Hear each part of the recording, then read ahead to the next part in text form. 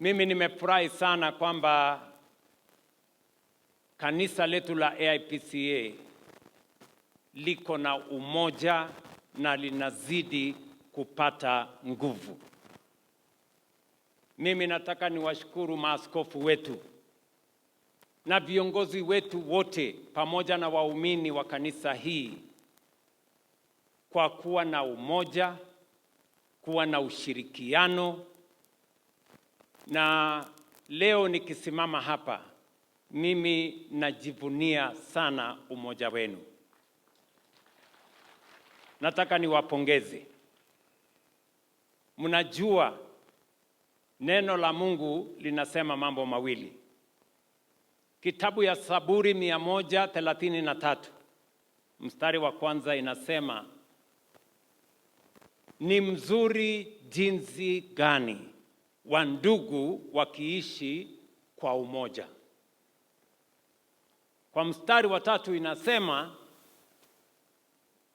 pale penye umoja Mungu anaamurisha baraka.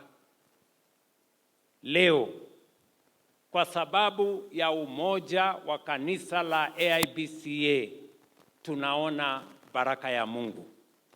Yes. Na mimi ni witness ile Mungu anafanya katika kanisa letu la AIPCA.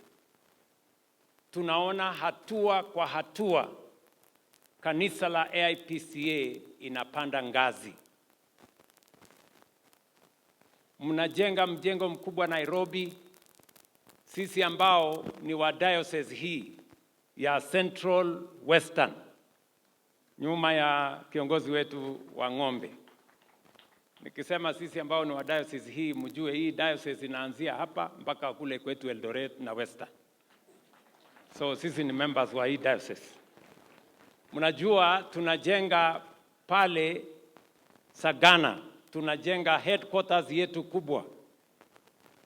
Tayari tumekamilisha jengo ya karibu milioni 15.